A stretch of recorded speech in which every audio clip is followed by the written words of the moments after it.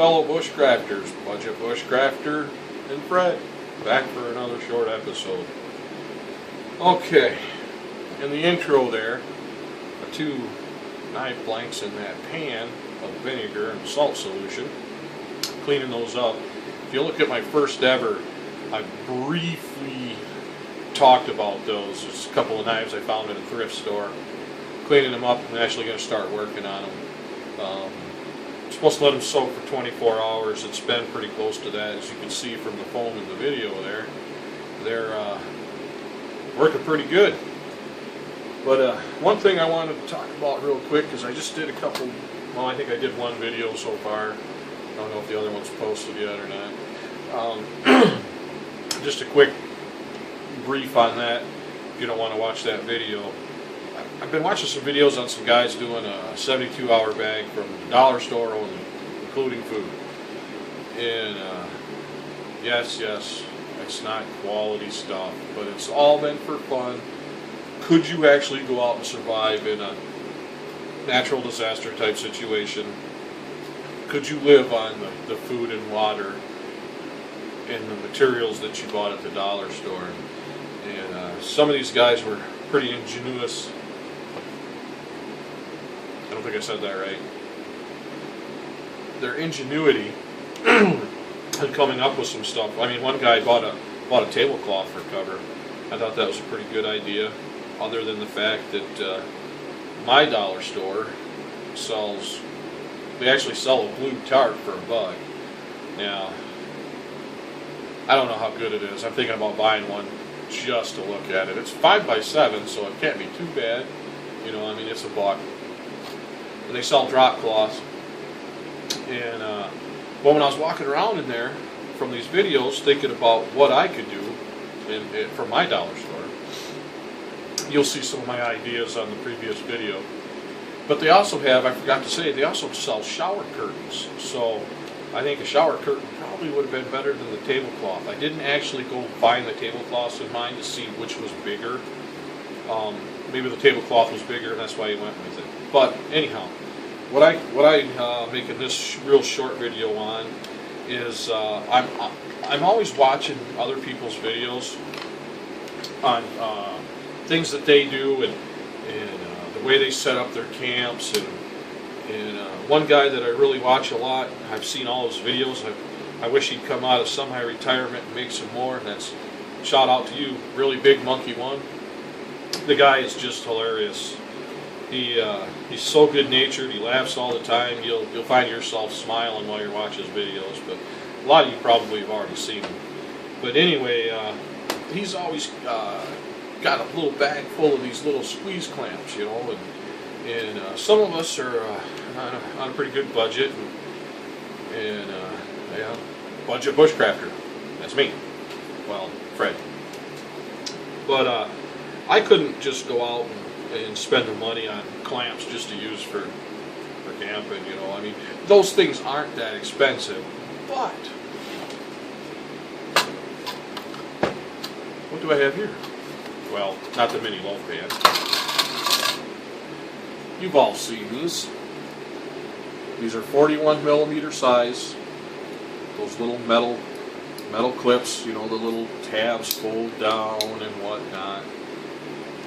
Well, if I wanted to set up a temporary shelter, you know, and you're always wanting to close one side or whatever, these are pretty strong. You can almost use these like a clothespin too because of the space in here, you know. Run your guy wire out for your shelter, for your top, for your rain fly, and then just clip a couple of these on the end. Tie your corners out, or just tie a knot in one end, clip the knot in the plastic with this. That way, when you pack up and move to the next site, if you have a little different scenario of setup, you don't have, you know, pieces of duct tape on your now this isn't for people with the tarps with all the ties they've made themselves and stuff. I'm talking like if you're doing an emergency shelter or something like that, you know, using a tarp, just a regular store-bought tarp, or a drop cloth, or even a poncho. You could just clip those on there, get your night of sleep, pop all these off, and your cover is still unholed. So if you go to, the next place you get to, if you don't have the same type of setup, you only got one tree or whatever, you got to lean to it or whatever, just clip them. I thought that was, these come 8 to a pack, they're only $1. I actually bought another pack today, so now I have 16 of these. I'm going to put them in a little stuff sack or something and throw them in my, what I do have for a pack, and maybe I'll do a video on what I do have. I'm trying to slowly buy gear. Just a quick, all the years that we've went camping, it's always been at like a campsite or a small woods that we used to have access to before the gentleman passed on and other people bought the place, and we can't use that woods anymore. But the car was always, right over there.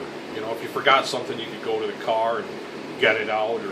So we always, we had tents, and we still did bushcraft stuff at our campsite, but I don't have the gear for hiking down a nice trail, setting up camp for the night. So I'm slowly trying to get that together. For a bedroll, I just have a couple fleece blankets, and for those of you who didn't see my previous video, I bought this at the dollar store. It's just one of those sunshades for your car. It's got a waterproof back, reflective. And what I like about it is most of the ones you see for cars is that cardboard that folds up, into 3 pieces. Well, this is a piece of material. I could fold this up real nice, roll it up with my ground cloth and my 2 fleece blankets, and that's my new bedroll. I'm going to carry that in my pack. And if you watch the other video on the Bushcraft and dollar store and stuff, you'll see some more crazy ideas.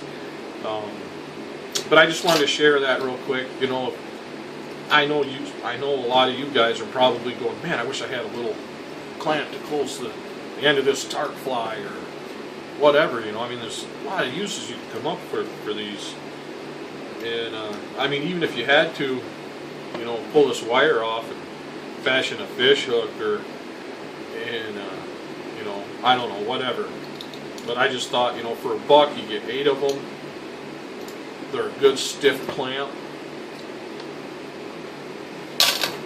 Just another idea from the budget bushcrafter and Fred. We're out. Have a good night.